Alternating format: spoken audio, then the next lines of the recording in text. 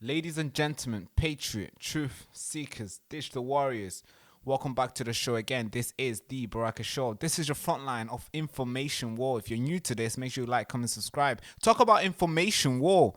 Man, oh man, I think this is the Battle of Britain, I guess. Because the information it's been manipulated in a way where it makes you feel like it makes you scratch your head. I'm actually scratching my head for it. Like it makes you scratch your head because you see a thing take place, you see an event take place, and you're like, okay, that happened. All right, that's insane. That's crazy. And then when you turn on the TV and you see like what you've seen in real life, it's been reported in a way where you're like, no, that's not what happened. What do you mean? No. What? So the information is really and truly a war right now.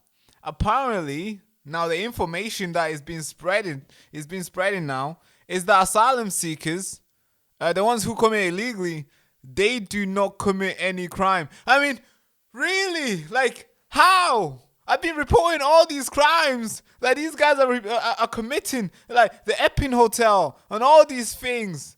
And somehow you are sitting there as a member of the public and telling me that they do not commit any crime. As a police officer, you're sitting there with your badge and you're saying they do not commit. Really? Man, this is like a nuclear bombshell. Like, this is a nuclear big lie. What? Now, of course, I always come with visual evidence. I'm not just here to talk around, say random stuff. This is a member of public in Cardiff, Wales, claiming that asylum seekers, illegal ones, they do not commit any crime.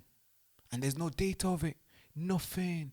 They searched around. They got their binders. They looked around, folders after folders, researching data, every single thing they could do. And guess what? They found nothing. That illegal immigrants, they commit zero crime. And it's strange, right? I don't know where they're looking, because it seems like whatever they're looking at, either they don't have Wi-Fi on their phone, on their database for them to bring up the information, or they're just not looking at all. But here's the video I want you to watch, then we'll break it down. They say in the original motion, South Wales police don't record asylum seekers arrested or charged. That's probably because no asylum seekers commit crime in South Wales, as that would highly jeopardise their case of seeking asylum. They're not criminals. The real criminals are those that spread lies, misinformation, disinformation to vilify the most vulnerable people in our communities.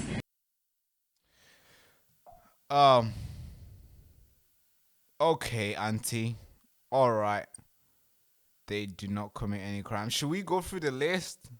Like, should I go through the list? I mean, maybe I might be the guy who's committing a crime here if I go through the list, right? Maybe I might be the criminal now because I'm going to go through the list right now, auntie. No? Because apparently if I do go through the list of people who have committed crime in Cardiff, Wales, I'm going to be the guy who's committing a crime here, telling you the truth. Misinformation, disinformation, all this. Trying to vilify these guys. I'm not sure. Should I really commit a crime today? Man, the information war is just getting stronger. It's getting deadly. In a metaphor, no, obviously not in the actual sense. But let's go through the list, shall we? Let's commit this. Let's commit this crime, right? I'm sure I'm gonna get pro bono from a good lawyer out there. Cool. So noticeable. This is noticeable. Individuals. This is cases that were reported. This is something that the media slowly shed a light on, and that's why we're able to bring up the data. But obviously we know it's way more than we can find. But these are famous cases, right? These are famous cases. Now, when you look at the famous cases, we have Afghanis here, an Afghan national who posed as a minor to stay in the UK. He was convicted for murdering an aspiring Royal Marine, Thomas Robert, in Bournemouth in 2022. And he had previously killed 2 people in Serbia before he got here. That was famous. Now, a lot of people were saying, hey, you're targeting, you're vilifying this kid. Oh, he didn't lie about his age. Oh, no, he did. And he was a killer before he got here. And he killed an aspiring Royal Marine. That guy, Thomas, could have been somebody serving, protecting the British people. But no, we brought in, what's his name? Lawanjin Abdullah. Okay, I'm not going to try. It's a long name. Abdullah Rahimizani. Okay, sorry. I'm not going to try. Yeah, but apparently we brought him and just killed him for no reason. Now we can go to another case, Emily Jones case. A failed asylum seekers murdered 7 years old Emily Jones in Bolton in March 2020. Ridden Park attack in 2022. Libyan asylum seekers with known criminal conviction and linked to a terrorist group committed a triple stabbing in Reading. We can go to the next one. Lorraine Cox case in 2020. A failed asylum seeker murdered 32 years old Lawrence Cox. And we can go to Liverpool. Bombing. Asylum fraudster injured a man where he detonated a device outside Liverpool Hospital in 2021. And these are just the noticeable one. These are something that we can scrap. I said, hey, give me the data the last 5 years, and this is what they could come up with. I know they missed a lot because I have like a lot in my brain, but they missed a lot. But now, but altogether, apparently there's 300 and according to the Mail, there's 312 asylum seekers who were charged with criminal offenses, and these include 18 charges of rape, 5 attempts of rape, 35 sexual assault, 51 theft, 89 assaults, 27 of them against emergency workers, 43 drug offenses, 18 burglary, 16 robberies. According to the Mail. But apparently, if I report this to you, I am the criminal. If I report this to you, because the lady, the member of parliament, well, the public worker, whoever that lady was, she is claiming that there is no crime these guys committed, and people like us who are reporting and telling you that there is, that we are the criminals. That's insane. And I think that's an attack on every single person who consider themselves as journalists. I think that's an attack on every single person who go out there to tell the truth. Because now they're calling us criminal for saying what they're scared to say. That's strange. That's worrying to say the least. Because now, we might actually be arrested for it. Because we got somebody being arrested, possibly might get charged for calling themselves a word online, for calling themselves a word. This is about Katie Hopkins. She called herself a word, and apparently that word was too brutal to call herself that, and she might get jailed for it, or she might receive a criminal conviction. I mean, it's insane. So I'm not sure. Maybe they might brand me as criminal. I might get arrested for it. And I didn't do anything. Just for reporting to you guys. So talk about information warfare. This is next level. Now, we can go a little bit down because the list I just went through, a lot of you guys might say, hey, Barak, those are things that happen in Liverpool, Bolton, Cardiff, Reading, Bournemouth. And I mean, these are, this is around the country. Could you really zoom in deep into Wales and tell me what the known cases that you know? Well, I can. Because that information is not hard to find as well. Do you know that? But apparently, if I do, I am a criminal for telling you this. So, do you want me to commit a crime for you? Will you come to visit me in jail? Because apparently, if I tell you the truth here, I am a criminal. That's insane. Now, okay, the algorithm might pick this up and say, hey, that I'm a criminal. Oh, fuck, man. Shit. Fuck. I am not YouTube. Hey, this is a satire, all right? Fuck. Now, Cardiff knife attack 2023. A Sudanese asylum seeker was arrested after a knife attack in Cardiff city centre. The individual had been living in a temporary accommodation while waiting for the asylum application to be processed. So that's 2023, not long ago. Apparently, for me to report that, I am a criminal vilifying these guys. That's insane. Now, a new one. Newport assault 2022. An Afghani asylum seeker was convicted of assaulting a fellow citizen in a home office funded hotel. Oh God.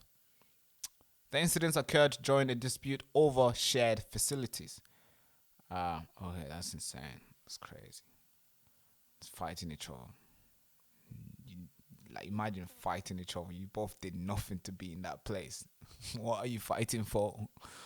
Okay, Swansea drug offences. 2 asylum seekers from Eritrea were arrested for possession with intent to supply classic A drugs.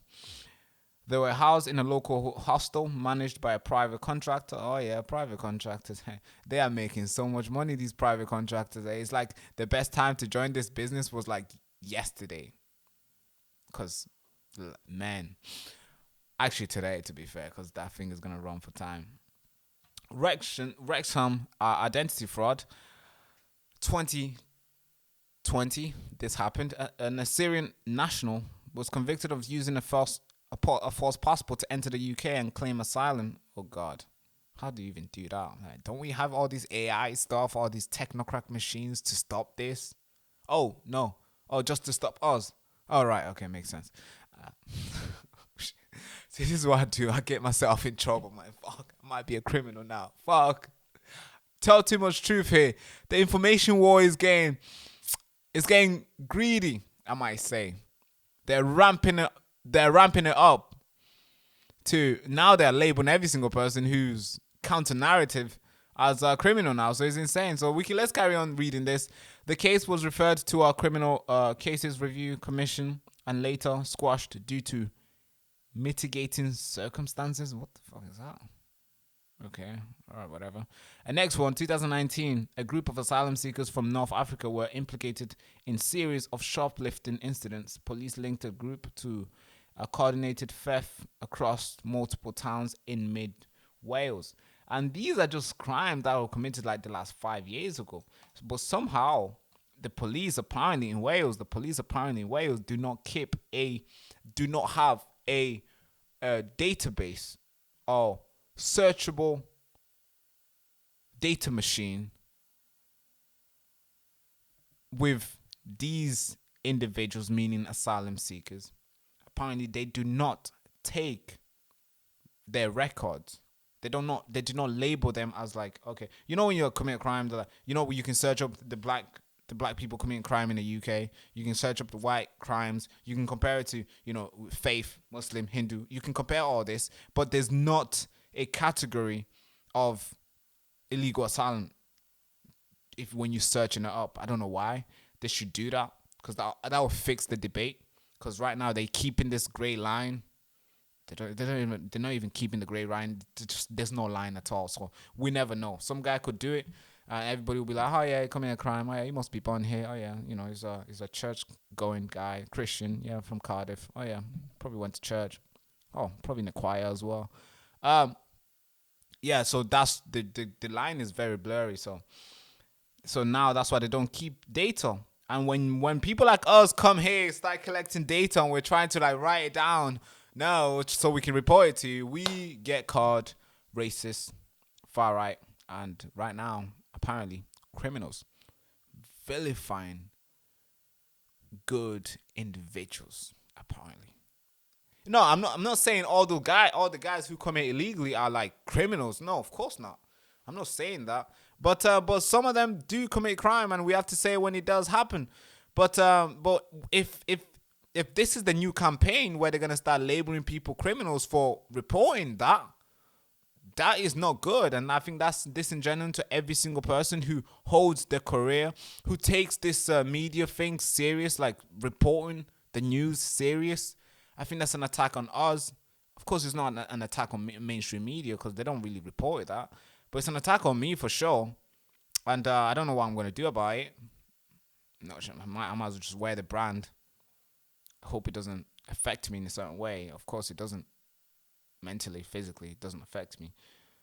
But yeah, I guess so. But if you're new to the channel, as you already know, information war, this is your front line of it.